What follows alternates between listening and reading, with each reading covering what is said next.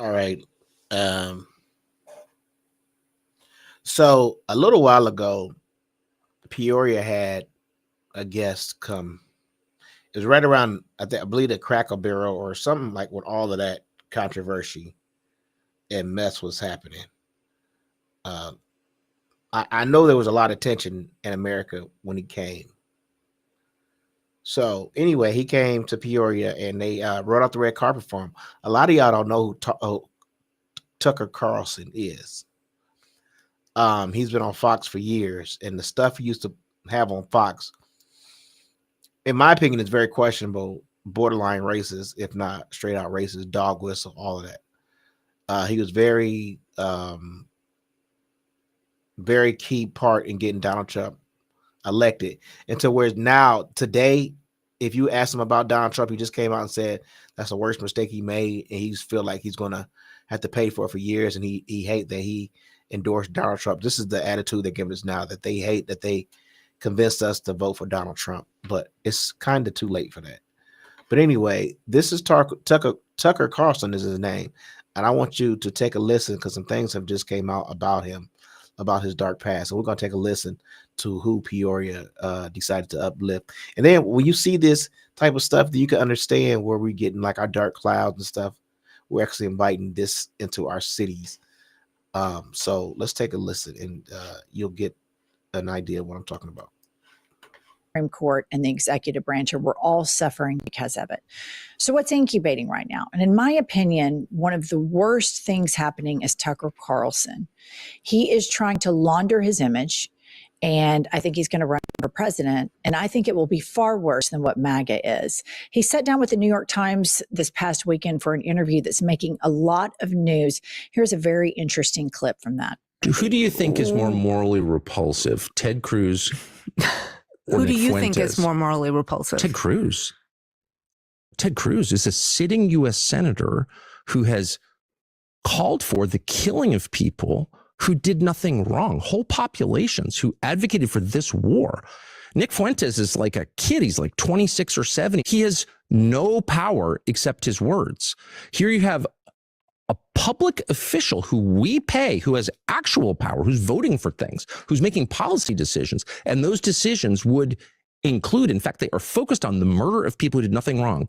And yet no one thinks it's a big deal. Well, it's just totally fine. I mean, if there's tape of Nick Fuentes saying we should kill people because we hate their parents, or it's okay to kill children, I would love to see the tape, because that's disgusting. And that's basically what the entire U.S. Senate does every single day, and no one notices. Nick Fuentes said something naughty that I disagreed with. He made fun of things that I don't think I would never make fun of them. He's a white nationalist who's denied the Holocaust. And what I will say. Okay, so number one, I appreciate how much Tucker hates Ted Cruz. Ted Cruz has earned that, and I think that is a really worthy argument. My problem with this whole take is how dismissive he is of Nick Fuentes. And he's just a kid. He doesn't have any power. And that's how these movements start. And if you remember, Nick Fuentes sat down for dinner with Donald Trump. Nick Fuentes he will look in his camera and say, I am a neo-Nazi. He says that America has been taken over by ghetto N-words.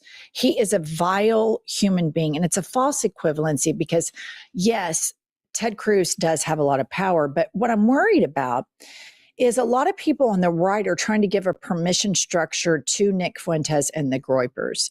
You may remember Vice President Vance refused to condemn the Nazi group chat.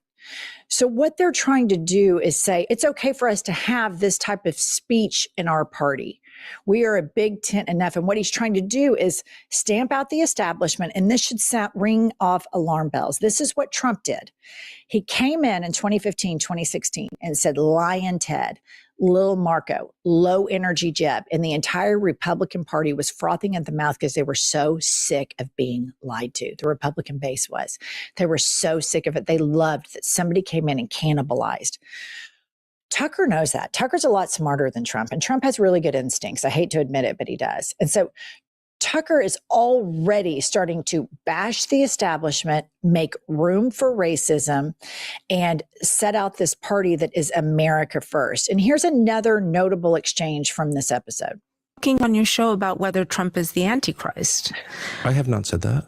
On your show the day after Easter, you noted he did not put his hand on the Bible during his swearing-in ceremony as president. You said, and I'm quoting, maybe he didn't put his hand on the Bible because he affirmatively rejects what's inside that book. And then on a recent show, you went further saying, here's a leader who's mocking the gods of his ancestors, mocking the God of gods, and exalting himself above them. Could this be the Antichrist? I actually did not say, could this be the Antichrist? Here's a leader who's mocking the gods of his ancestors, mocking the God of gods, and exalting himself above them. Could this be the Antichrist? Well, who knows? I don't know where that comes from, but I know that those words never left my lips because I'm not sure I fully understand what the Antichrist is. If there's just one, I actually tried to understand it. I may have said some are asking that. I'm not weighing in on that because I don't understand it. Okay, this is a guy who claims that demons attacked him while he was sleeping. He knows damn good and well what the Antichrist is. This is a guy that traffics in these stupid conspiracy theories on the right that Trump didn't officially put his hand on the Bible when he was sworn in because there's some Illuminati satanic bullshit going on. These people are conspiracy theorists and they prey on the weakest intellectual minds among us. And this group gets co-opted by the Tea Party. Then they get co-opted, Rush Limbaugh before that, then the Tea Party, Fox News, then MAGA, and now Tucker Carlson and Nick Fuentes, which is why he refuses to throw Nick Fuentes over the bus.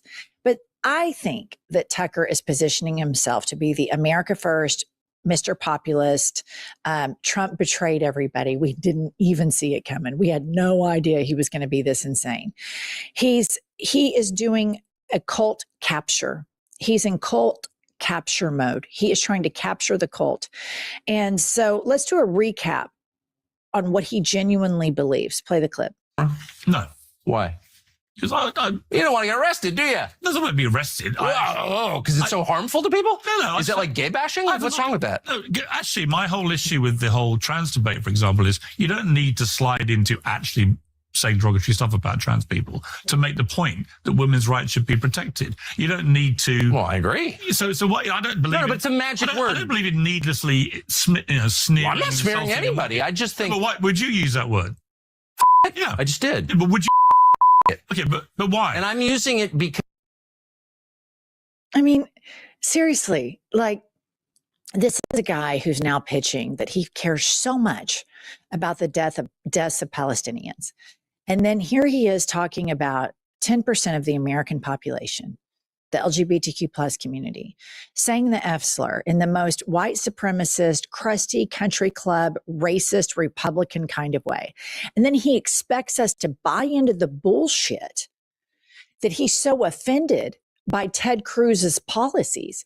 This guy is a master manipulator and he is trying to capture the cult.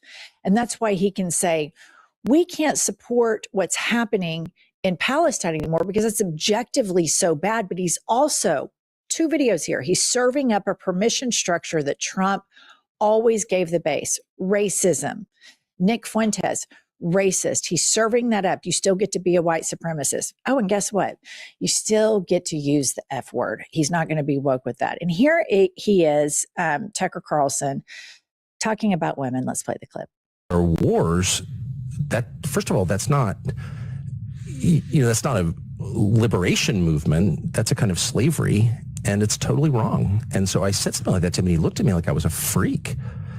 And I was just so filled. I didn't, this was at a dinner, so I didn't really have time to think it through. I still haven't fully thought it through, but I just remember thinking, that's disgusting. It's like walking by a pile of human feces on the sidewalk. You can explain it away, and there are no restrooms here. It's like, no, they're on the sidewalk. Like, All right. So there's going to be a body of evidence that's disqualifying for Tucker. But the new Trump standard that is out now that a lot of 77 million Americans will accept is that we don't care if people are bigots. We don't care if they're sexual assaulters. We don't care if they're in the Epstein files. We just care that they give us the permission structure to, quote, own the libs and continue with our bigotry. And then here is a video of Tucker's long-running great replacement theory. Play the clip. A lot about the great replacement theory recently. It's everywhere in the last 2 days, and we're still not sure exactly what it is. I know that the left and all the little gatekeepers on Twitter become literally hysterical if you use the term replacement, if you suggest that the Democratic Party is trying to replace the current electorate, the voters now casting ballots, with new people, more obedient voters from the third world. But they become hysterical because that's what's happening, actually. Let's just say it, that's true. So the great replacement theory is something that really hits hard in MAGA. And again, Tucker Carlson is in a cult capture era. He's trying to capture this cult. So the theory goes that all of these immigrants, the black and brown people that you see, are replacing the white population. And there is a real fear in white supremacists that this is going to happen to them, that somehow something is going to happen to their whiteness if we have immigrants here that have a different complexion than European traditional, what do they call it, heritage Americans. And this is what started, the rounding up Mexicans, ICE. It all snowballed from this. So even though you might think like it's silly, Tucker Carlson, the same one who wants to run for president, was the one who engineered this. And I'm not saying he's the writer of it, but he definitely helped engineer it and help push it with his loud voice. And this is the person that wants to run for president next.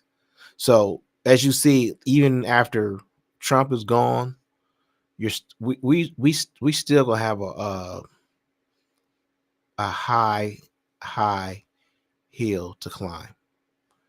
So I just want you guys to see that so you can kind of see stuff for yourself and what's out there. So I'm gonna get out of here. Leave your comments. Let me know what you think. My name is Johnny, and this is Johnny Live. We out. Bye.